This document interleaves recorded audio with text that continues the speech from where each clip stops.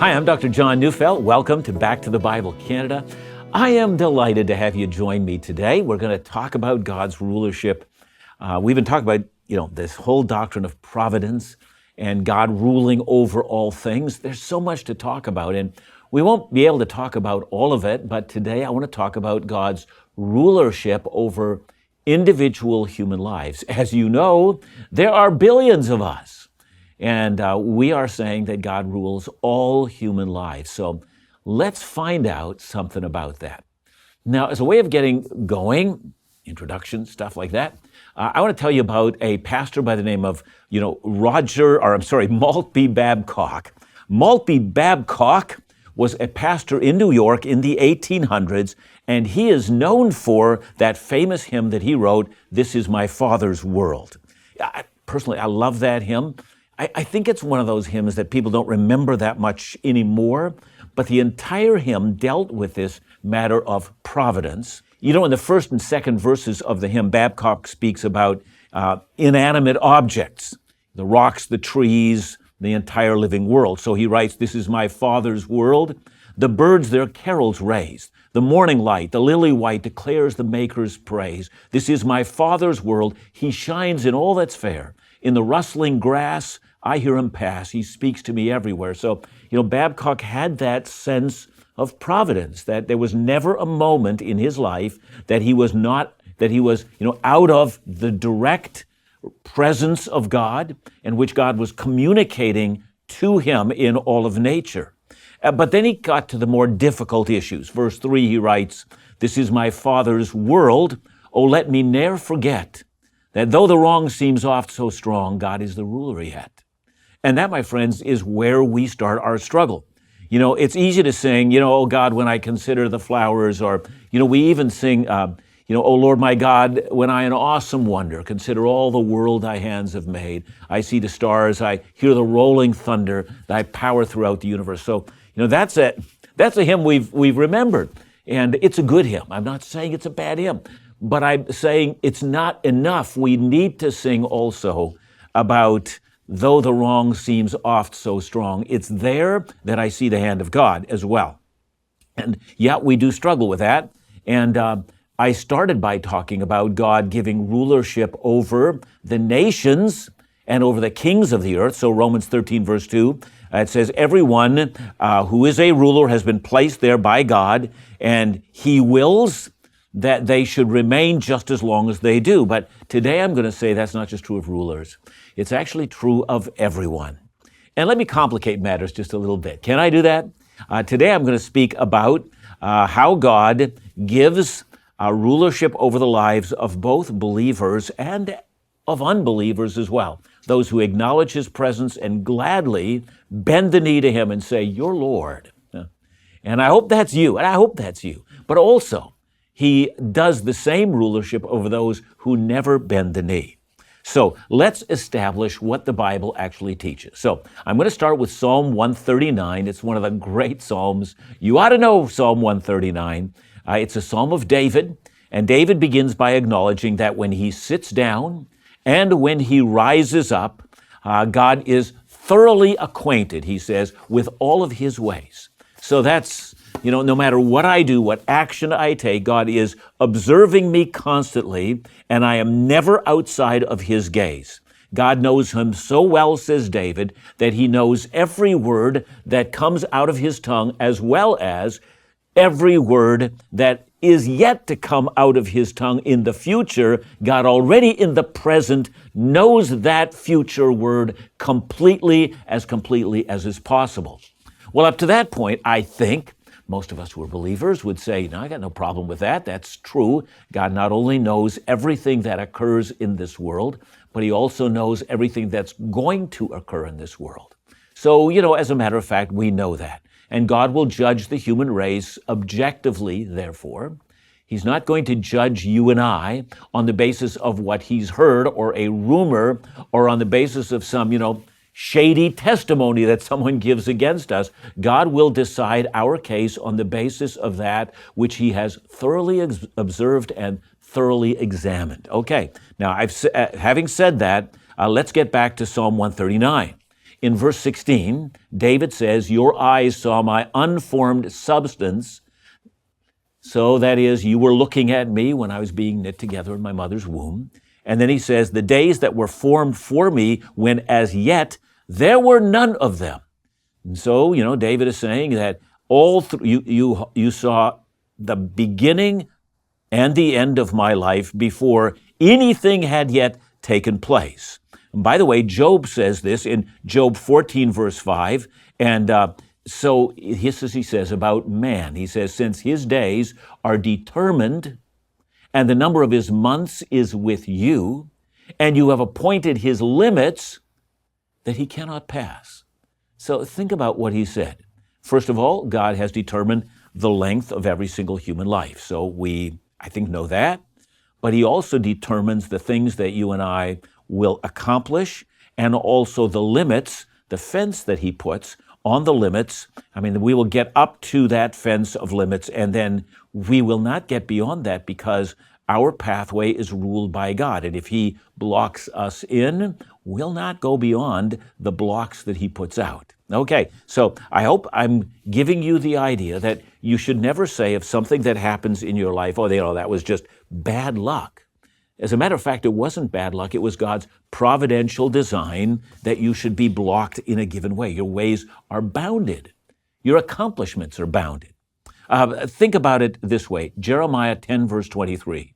Jeremiah says, I know, O Lord, that the way of man is not in himself, he says, and that it is not in man to direct his steps. You hear that?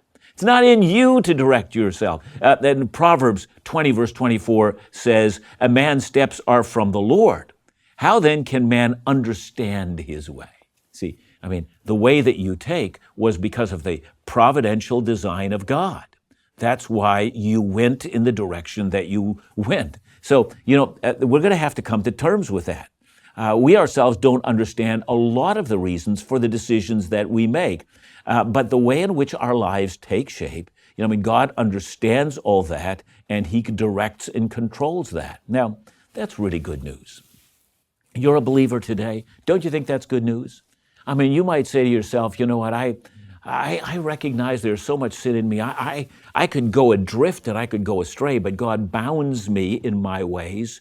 He stops me from the worst decisions that I could make, and he redirects me according to the purposes that he's designed for me from before creation. That's what it's a part of, to know that I'm saved, that God's love for me is greater than my love for myself. You see, because my love for myself directs me towards death. God directs me towards life. See, so for us as believers, this good news of the providence of God, we love this kind of stuff. Can't get enough of it. But, this idea that God's trajectory is also bounded, what do we say about unbelievers? And again, let's look at some of the objections that we have. First, a person will say, don't I have free will? Okay. We're going to need to talk about that. And second, someone says, if you take that to its logical extreme, and I think I'm going to, I'm going to say, some people say, doesn't that lead to fatalism? What's the point of planning anything?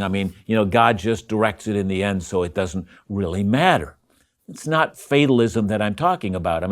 Fatalism is a bad thing, but God's overwhelming, loving care of my life, governed by his providential hand, that's good news, and it gives me the freedom to be actively involved in my own life, knowing that God is directing my paths. Okay, so please notice that, free will and our free will doesn't bind God.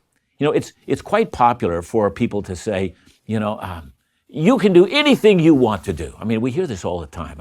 I sometimes said to young gals, and I know what we're trying to do, we're giving them the opportunity to maybe reach for things they thought weren't possible for them.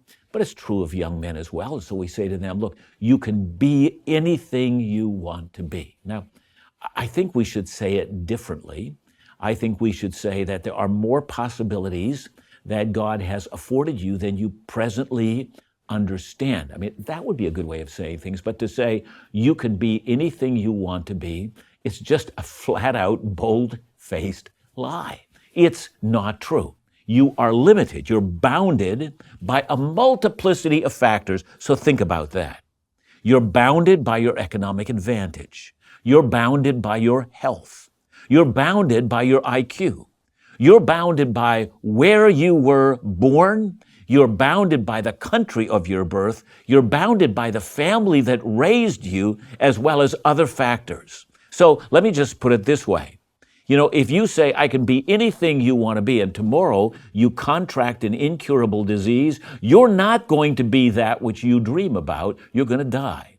Or let's say, you think that I can become the world's greatest scientist, but the leading universities of the world that would allow you to be that have not given you an opening to be there. Your marks weren't good enough.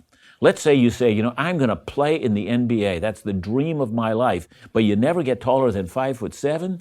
No matter what you believe is possible for you, I promise you, your size is going to limit your opportunities. You ain't going to play in the NBA, bubba, right? So that's just a fact. So we are limited by a host of factors. I know that there are stories of people who overcome great obstacles and achieve something that nobody thought was possible. That's a wonderful human story. I rejoice in that too.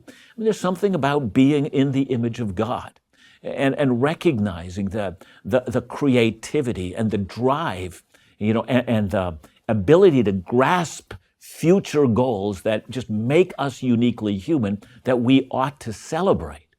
But in everything that we do, we should always say, if God wills. Now, I've always loved, I had for years a little sticky in my office, and it simply had the words on it, life is what happens while you're making other plans. Now, I don't know what you think about that, but I think that reflects a biblical worldview. So I was making other plans. Let me tell you about my life. I was 18 when Christ reached out his hand and saved me. I grew up in a Christian home, and for all manner of reasons, I had no desire to get saved and walk with God. But Christ overruled my nasty disposition, let me put it that way, my rebellious nature, my hatred of God. Christ overruled it and made his presence so real to me that he brought me to my knees in humble surrender, and I surrendered my life to Christ. I said, yes, Lord, have my life. That was his mercy to me. So that's the first thing that I want to say. I hadn't planned to be a Christian. The second thing that I want to say is that when it comes to my life's work, I certainly did not plan to be a pastor or a full-time Christian worker of any sort. I grew up on a farm. There were two farms on either side of the farm that I was raised in. They were owned by twin brothers. As far as I remember, neither of them had children. And I had conversation with one of them when I was already an older teen. And he was saying, listen, if you want to take over your dad's farm, we're going to have provision where you might want to buy up our farms as well, and you can become a large farmer. And it appealed to me. But as well, what was appealing to me is the possibility of moving into business. So it was either going to be that or the other. But here's something about my conversion. When I finally bent my knee and surrendered my life to Christ, one of the things I pled with him with, and that is, please, whatever you do with my life, and clearly it's yours, but I beg you, don't make me into a pastor. It was a part of my conversion prayer. It tells you even conversion prayers are laced with all manner of self-serving issues. God is greater than our self-serving issues. Now, here's why I didn't want to be a pastor. I looked at the pastors that I knew, and yeah, I liked some of them. But I noticed that not one of them drove a decent car. You know what I'm talking about? A hot car that looks great, got some power, and you can be glad that you offered them. Everyone that I knew drove, back in that day, it was like just a sedan that looked like a box. They were as boring as all get out. And not only that, now one pastor I knew had a motorcycle. And I wasn't going to be in that camp because I wanted to have some pizzazz in my life. I was going to give my life to Jesus, but if there was going to be some, stuff going on, and I sure didn't want to be like those guys. Now, Surprising to me, I became a pastor. That's a long story in and of itself. And also surprising to me is I end up having a motorcycle, and I've had one for many, many years. But having said all of that, if I looked ahead at the age of 18 when I first came to Christ, and I looked what became of my life, I would say I planned pretty well none of that. I'm actually shocked what has transpired. I was not naturally a studier. I would have been shocked to find out that I would have earned a doctorate in ministry. I would have thought, nice, I'm never going to do that. I don't know how to do that. You see, the truth be told, I didn't plan. I was rather hemmed in by God. He was directing my steps. He was appointing my limits that I was not allowed to cross. He was directing the footsteps of my life. And that's wonderful news. Listen to what Paul said in Galatians 3, verse 15. He said, but when he who set me apart before I was born and who called me by his grace. So, Paul was always amazed at the calling that God had put on his life. I wasn't planning to be an apostle, he said. That's what I became. Listen to what Jeremiah, the prophet, said in Jeremiah 1, verse 5. God is speaking to the prophet, and God says to Jeremiah, before I formed you in the womb, I knew you. And before you were born, I consecrated you. I appointed you a prophet to the nations. And, that's true of every single believer. Ephesians 1, verse 4, God who chose us in him before the foundation of the world. And that's this wonderful news for us. Oh my, the loving God who sent his Son to die for me, who then sent his Spirit to draw me to Christ so that I willingly, by my own will, surrendered my life to Christ, has also bounded in my steps and called me to walk in a way that I knew not of. But it was his plan that was fulfilled in my life. It wasn't my own. And that's wonderful. But now, while we rejoice in that, let me get back to something I've said earlier. What about God's providence in the lives of those who do not believe? And that always gets attached to another question. And that other question is, hey, what about free will? See, don't I have the power to choose? Well, yes, you do. And I want to celebrate the power to choose. And I'm going to say a lot about the power to choose because it's very important. I'm also going to say that free will is something about the nature of God in us. But please don't think that free will means just this, universal freedom in all single areas. I'm going to say that even your free will is bounded by your free will to do that which your heart dictates. That already puts huge strictures on my free will. I can only do that which my heart finds joy in doing. But then beyond that, I might say, even in that which my heart finds joy in doing, God may restrict me even further. So let's think about some of that. Yeah, choice is real, so let's begin there. Bible commands us to choose. Moses did that in Deuteronomy 30, verse 19. He's preaching to Israel, and he's pleading for their salvation. And here's what he says. I call heaven and earth to witness against you today, that I have set before you life and death, blessings and curse. Therefore, listen to the preacher, choose life, he says, that you and your offspring may live, loving the Lord your God, obeying his voice, holding fast to him. See, that's an appeal. He's appealing to a person's power of choice. Wouldn't you want to choose life rather than death? Yeah. And then Joshua 24, verse 15. Joshua at the end of his life says, and if it is evil in your eyes to serve the Lord, he's speaking to his nation, choose this day whom you will serve, whether the gods your fathers served in the region beyond the river or the gods of the Amorites in whose land you dwell. But as for me and my house, we will serve the Lord, he says. That's our choice that we're going to make regardless of what you guys choose. So free choice, absolutely. By the way, on my wedding ring, there are Hebrew lettering on it, and it's the Hebrew lettering that Kathy and I had as the theme of our wedding. And it's from Micah 4, verse 5.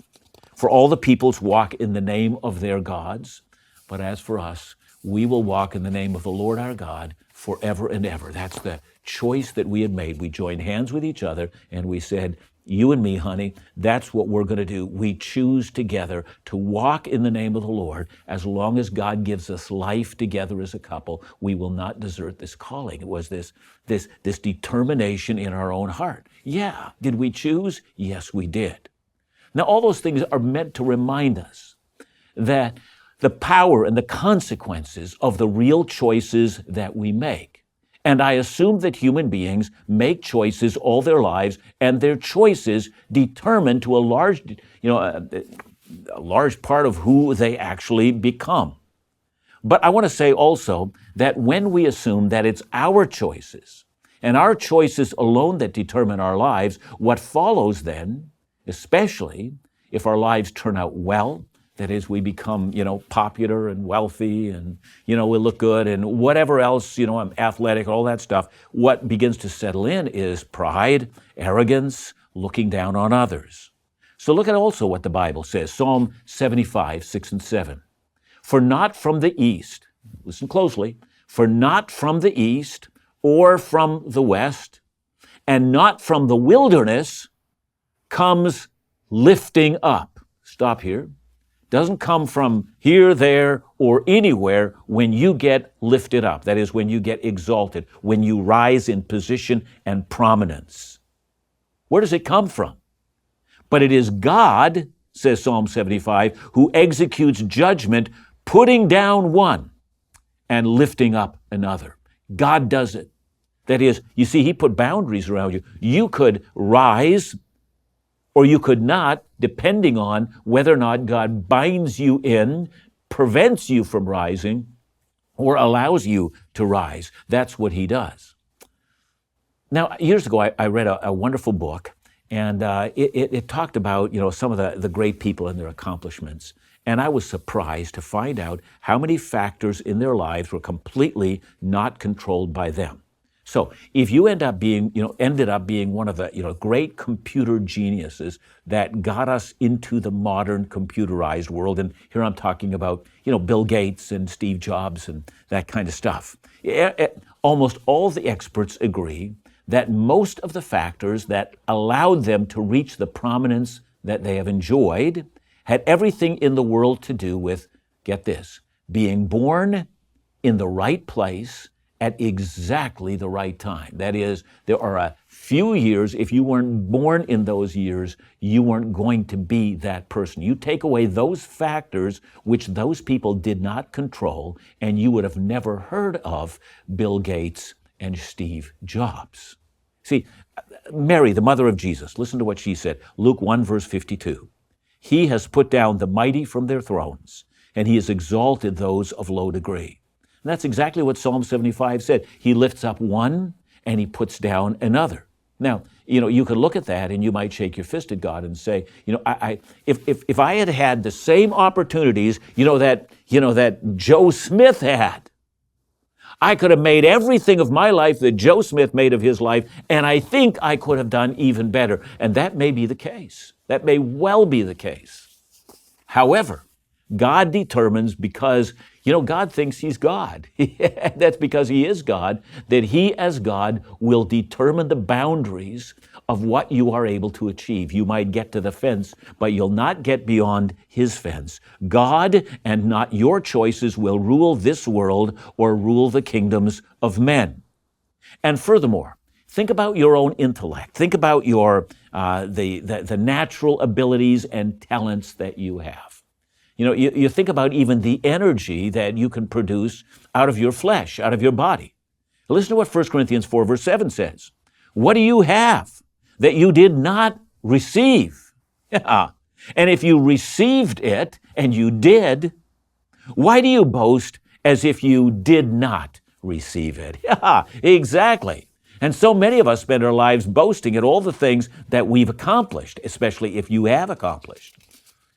To those of us who haven't, and maybe we're taken in a life of regret and sorrow and trying to dull the pain of the things that might have been but never came to be. We might also spend the rest of our lives in saying, instead of saying, what did I have that I received, and say, why didn't I receive the same opportunities that they did, or whatever the things that we say are. But the reality is that there is so much of our lives that is shaped and directed by God. None of that takes away from free choice, but I always like to say that God's boundaries in our lives are greater than the choices that we make. Life is what happens while we're making other plans, and that life that happens is according to the providential design of God. Now, get that into your heart and soul. So please, again, let me restate some things. Children born in poverty, let's say it's in Bangladesh, never have the opportunity to become the next Warren Buffett, or the next world-famous soccer star, or the person that's famous in the movies, or have access to the education that children have that are born in the first world. They never are shown the possibilities of what might be available in some of the career choices of the world, especially in places like the sciences or the arts or the wonderful world of music or the opportunities in medicine and engineering and all of the other things that gladden the hearts of the human race. Many of those children don't even know those things exist. The reality is, it came about because they were born there. Our looks, our intellect, our opportunities, our health, even our inward drive is controlled by God according to his providential designs. David thought that about his military skill. Remember, David would never have become the king. If he hadn't faced off against Goliath and known what to do. In fact, before he ever faced off against Goliath, if you read your Bible, you already know that as a shepherd boy, he once faced off against a lion, took that lion down. Now, in the ancient world, that was no small feat. This is a kid that did that. He did the same against a bear. So by the time he faced Goliath on the field of battle, he had already honed a great many of his skills simply by his work with sheep out in the backwoods country where he had to deal with real wildlife that could be dangerous. Yeah, and so here's what David writes, Psalm 18, 33 to 34. He says of God, he made my feet like the feet of a deer, and he has set me secure in the heights. He trains my hands for war, so that my arms can bend a bow of bronze. Yeah, it was God that provided me with those opportunities, you see. Proverbs 21 verse 1 says, the king's heart is a stream of water in the hand of the Lord. He turns it wherever he wills. That is, even the king's heart, who's got all this power. And what does the king's heart desire? And the desire of the king's heart, even his desire that, is the overflow of his heart, comes out of the hands of God. So what do we make of all of that? Well, I'm going to go back to the story of the Babylonian captivity, and I'm going to talk about Babylon's king Nebuchadnezzar. And God actually subjected Nebuchadnezzar to countless miracles, and he also drove Nebuchadnezzar into madness that lasted for a number of years until Nebuchadnezzar acknowledged that the Most High rules over the kingdoms of men. It's an amazing account. God manipulated this man. Or you think about Ezra, chapter 1, verse 1. It says, in the first year of Cyrus, king of Persia, that the word of the Lord by the mouth of Jeremiah might be fulfilled. The Lord stirred up the spirit of Cyrus, king of Persia, so that he made a proclamation throughout all of his kingdom and also put it into writing. That is, that Cyrus came to his throne at this point in time, and then God stirred up his heart so that he looked at the possibilities of what could happen if he let Israel retake their promised land, and he allowed it to happen. That was stirred up by God, otherwise it wouldn't have happened. Or long before Cyrus was born, God had said to Jeremiah the prophet in Jeremiah 29 verse 10, for thus says the Lord, when 70 years are completed for Babylon, I will visit you and I will fulfill to you my promise and bring you back to this place. Well, Cyrus was the man who was put there for that accomplishment. And that's just not true of kings. It's true of all of us. It's not only kings that experience this. Every single human being, God is directing our footsteps and the trajectory of our lives. Again, let me say it again. This does not cancel out free will, but God's trajectory stands. Psalm 33, 13 to 15. The Lord looks down from heaven, sees all the children of man, all of them. From where he sits enthroned, he looks out on all the inhabitants of the earth, he who fashions the hearts of all of them. See, it's out of the heart that comes these inclinations of the direction for our lives. It arises out of our heart, and God fashions those hearts. See, now, of course, the God who fashions his heart, early on in that Psalm 33 that I've just read, we are told that God creates all things. He directs all things. Verse 7 says, he puts the deeps into storehouses. So God directs all of the great events of nature. Then verse 10, we're told that the Lord brings the counsel of nations to nothing, that he frustrates the plans of the people. God determines whether or not a person's plan will fail or succeed. And then verse 15, he fashions the hearts of all. And then he tells us, the king is not saved by his army, nor a warrior on the battlefield by his mighty strength, nor is his hope in war horses. Why? Because God frustrates human plans, and he determines what will come to pass and what will not. Proverbs 16, verse 9, I think sums this up perfectly. The mind of man plans his ways. We do. All of us do. But the Lord directs his steps. And that takes me back to the words that Maltby Babcock wrote. And though the wrong seems oft so strong, God is the ruler yet. God is the ruler because all things are subject to him. Human choices, where they are real, will never override the will of God. And to that, all believers say, hallelujah, thank God, his purposes will stand. Evil will not win the day. God has the day. Hey, thank you for being a part of Back to the Bible Canada today. Delighted to have you join me. May the Lord be with you and bless you on this day.